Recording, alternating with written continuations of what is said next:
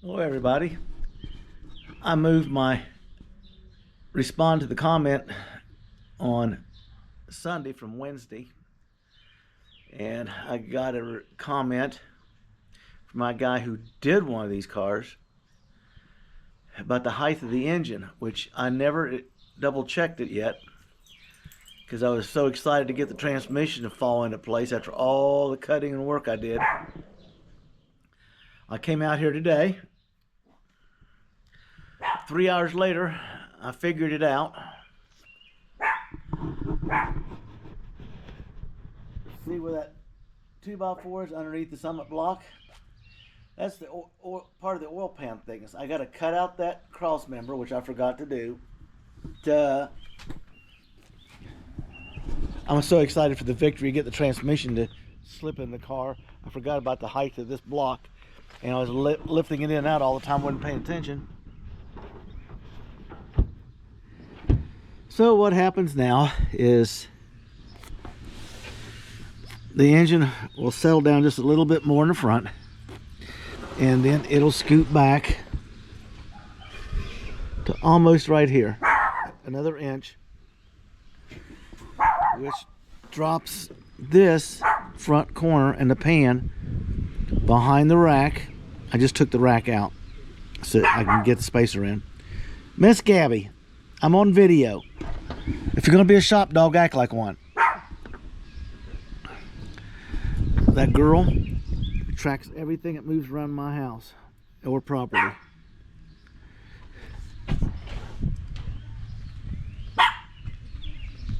It's enough. Little stinker. I got my blue tarp car cover because after two $89 car covers, and the storms come through, and on the rough edges of the car it starts whipping it around, just shredded it. The car had more water in it as if I didn't have one on it at all. So the last rainstorm, it's actually dry inside. I'm impressed. Anyway, this comes back. I got a little notch to do it down at the bottom. I forgot to do it. Move this back the inch. It tilts down, and then it adjusts up a little bit, and then it goes back, which will give me the front lip of the oil pan sitting behind my rack is what I want. It also will move my center line right here for the downturn headers through the fender well back an inch, which will put me in a perfect position to drop those when I cut them. So, Scott, I appreciate your comment. I guess you've been through all these trials, tribulations, and failures. For a little bit. And there goes Mother visiting one of her friends for Mother's Day.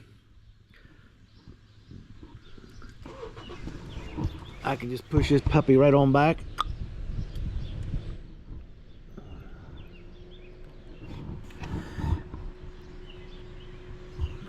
In fact, I could probably just notch this and slide it back even farther like I got it lined for. Haven't decided yet.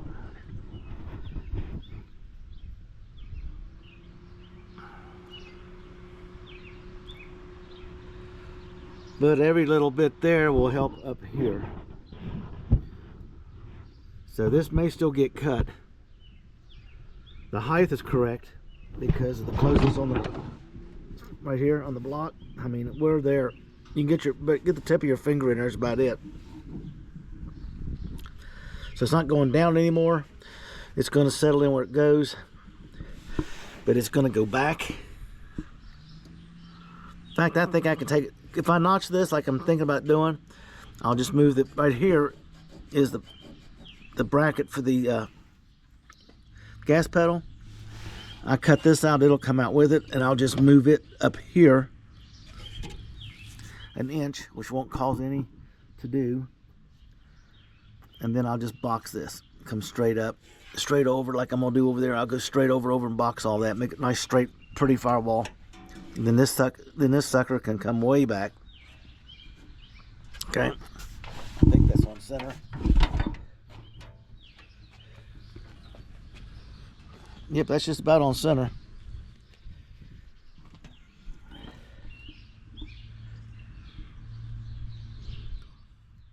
Just shove her straight on back and not worry about it.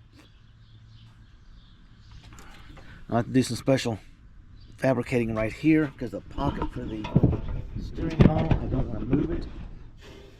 It's right there.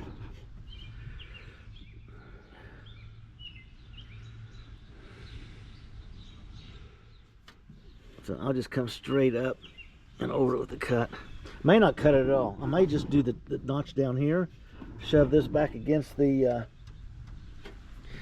where I got it notched currently, call it quits, because that's all the room I need is 1 inch. 1 inch will set me back behind my rack and pinion. Then the pulley will set in there, but right behind this anti-sway bar, and then the radiator kind of got to be, you see I got it lined for a possible cut. I'm not quite sure yet. I got the radiator, it came out of the car as an MGB GT. It's an old copper one. It's an old one, but for a mock-up. So just a couple little adjustments.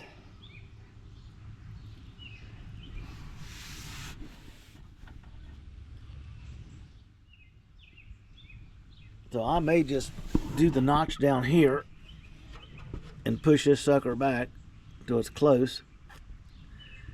Because in the bolt end, I'm going to have to raise the engine up and drop it in here. Transmission will be loaded from the bottom up, bolted together,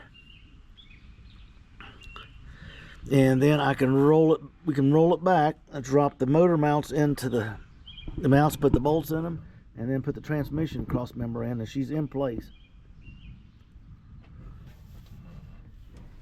It's getting exciting because I actually get to start working on the sheet metal and putting his stuff back together instead of cutting it apart constantly.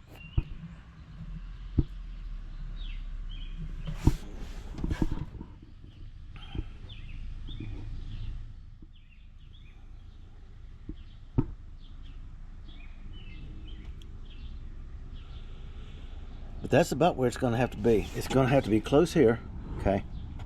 Because you got the nub on the back of the heater box sticking out, and I don't know what's going to come in conflict with.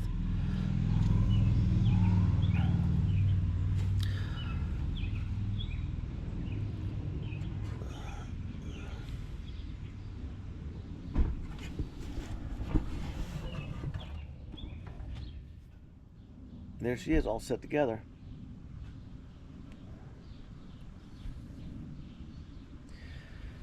So I was sitting in here looking at what Scott had commented on, and I have to get him to send me some pictures of his, because you can tell right now it's sitting a lot lower. It's over 4 inches lower in the front than it was in the pictures I had posted. So every little bit helps. I'll do the final fitment probably tomorrow. I'm not looking forward to cutting out the cross member in the front, but I need to cut it for the pan. It's curved, and to make it fit in there, it's got to be sitting up. No, I'm going to notch it out so the pan will slip in there.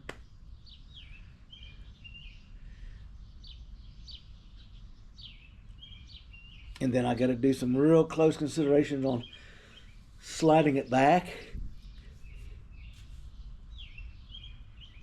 Moving the throttle pedal is not going to be an issue, because the only thing I got to do is just move it back about an inch behind where I'm cutting out an inch. So I have to move it back behind that, and it's going to stay right in the same position.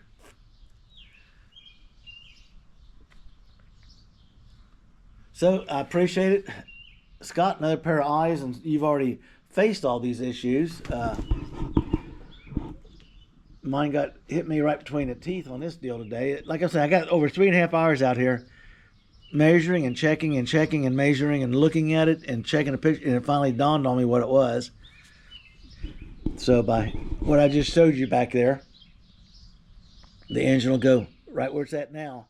It'll slide back. If I want to cut that out, I can take it back 4 inches. If I just want to notch it, I can take it back 1.5 inches, which is all I really need to get the pan to fit. I'd like to have a little room between the firewall and the bolts on the transmission. It's not going to make a whole lot of difference because the two have to be married up, hanging in the car, one from underneath, one from up top, and then put in position. And now my radiator shall fit normal. If I push it back, my headers will drop in perfect. It'll be very little to just cut and making them fit. I'll have to give Jags credit for that. They had the only pair of black painted steel headers that weren't stainless that I could find. And I cannot buy headers for this car, okay? You cannot go order some headers for it. So I decided to make them. So if, ands, buts about it, I'm just going to make them. Allergies today. I got to wrap this up quick today because it's Mother's Day. My wife's fixing a special meal, and I think we're having some company. But I wanted to thank Scott for bringing that to my attention. Tomorrow you'll see the cutting and the placement and getting everything aligned and it falling back into place. It shouldn't take much to do it. And finally, if it drops back in like I expect it to do, I can move forward and start cutting the sheet metal. I got to cut the round tube. Probably cut it to length tomorrow and get ready to slit it.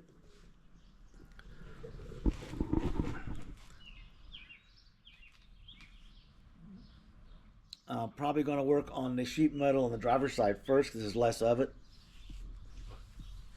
Once the engine and mock-up is out of there and the headers are done, we will attack the body on the other side because I want to add additional strength in there.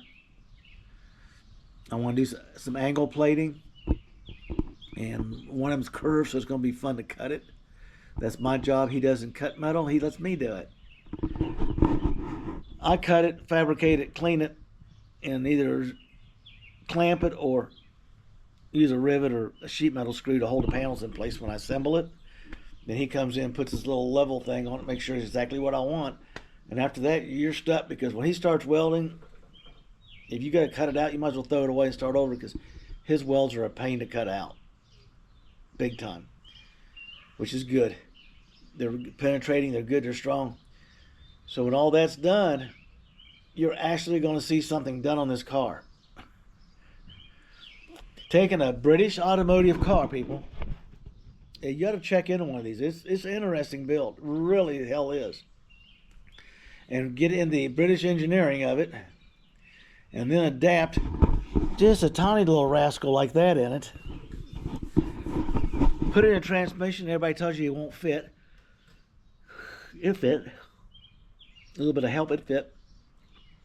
Tomorrow it'll be in all the way. The mock-up will be in position. I'll be a happy camper. Times 10.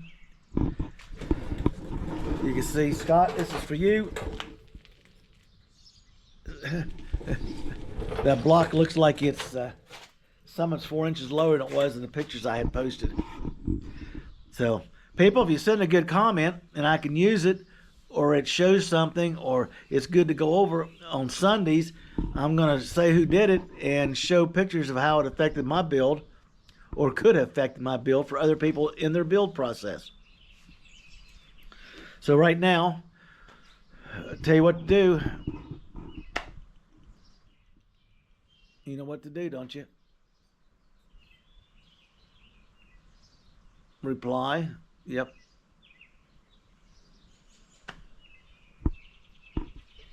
Do your people. I'm drawing a blank. Like, subscribe, and leave a comment about the car. Something you see, something you do differently, or you've seen done differently, or whatever, you know. I got one. I'm only one person. I got other people looking at the project, just like Scott just now, and people I did earlier in the week.